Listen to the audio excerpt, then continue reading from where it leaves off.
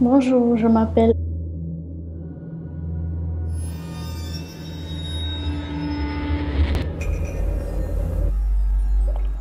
Alors, les filles de mon père n'arrivaient pas à terminer les études.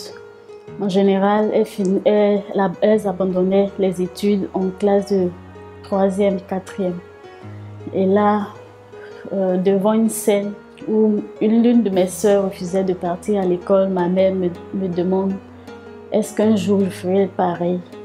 Et je lui dis, je lui fais une promesse. À l'époque, j'avais entre 5 ou 6 ans.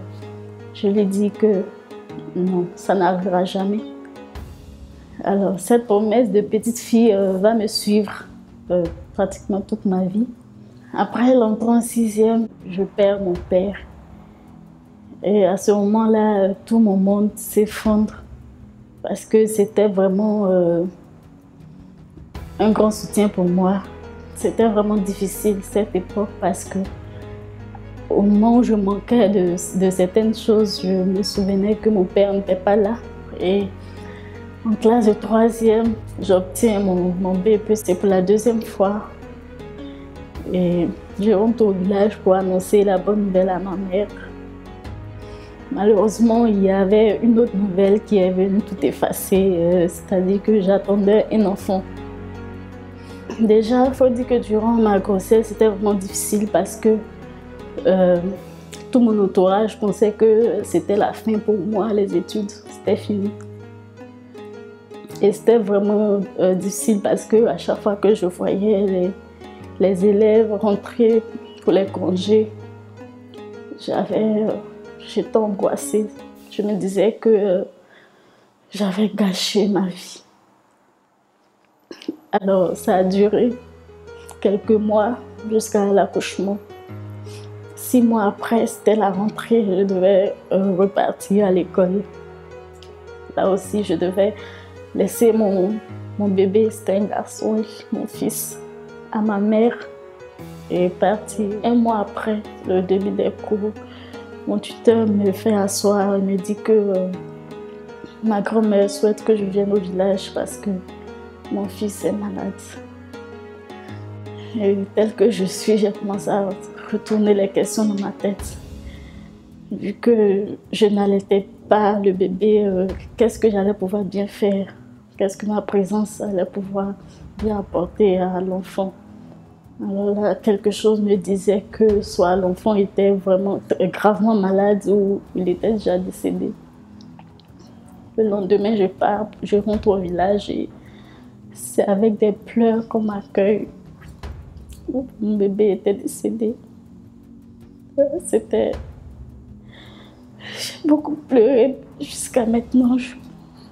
Je n'ai pas encore pu oublier cette journée. Mais c'est la vie et j'ai dû surmonter. De retour à l'école, j'ai passé la plupart de mon temps à pleurer dans mon coin. Mais il fallait que j'étudie parce que les devoirs avaient déjà commencé. Et mon tuteur a été d'un gros soutien. À ce moment-là, les études ont été mon seul refuge. Parce que lorsque j'étudiais, je ne pensais pas à autre chose. Du coup, ça m'a permis d'oublier un peu ma tristesse. Et avec l'aide de Dieu, oui, je crois en Dieu, j'ai pu surmonter l'épreuve. Et à la fin du trimestre, à la surprise de tous, j'étais la meilleure de ma promotion. L'une des choses qui m'ont aidé à traverser ce moment, c'est ma promesse. La promesse que j'avais faite à ma mère. Parce que je tenais à tout prix à la rendre fière de moi. C'est ce que j'essaie tout le temps de faire. C'est mon histoire et cette épreuve a fait de moi ce que je suis aujourd'hui. Je suis encore plus sensible à la chose humaine. J'arrive aisément à me mettre à la place des autres. Et aussi, je prends plaisir à écouter les autres. Mon dernier mot, c'est de dire à tous ceux qui traversent des moments difficiles que peu importe la longueur du chemin, il y a toujours la lumière au bout du couloir.